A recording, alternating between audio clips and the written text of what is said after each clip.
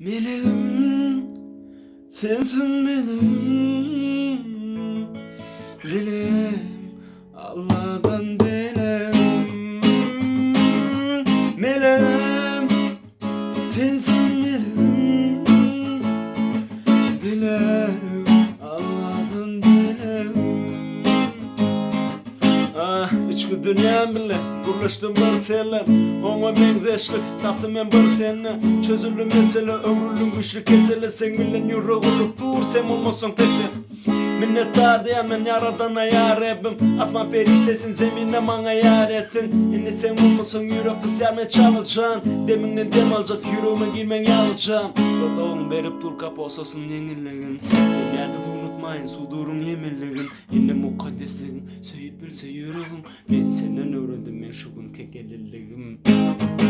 Hayda özüm meleğim, sensin meleğim.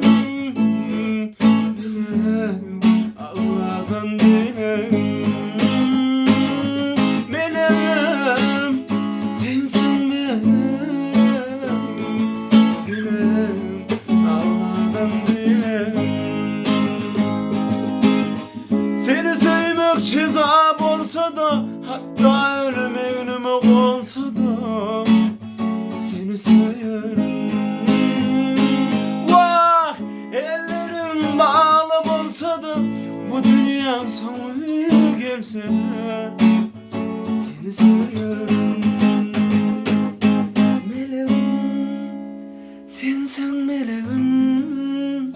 Vah, dileğim, Allah'tan dileğim. Meleğim, sensin meleğim. Dileğim, Allah'tan dileğim. Hayda yazın.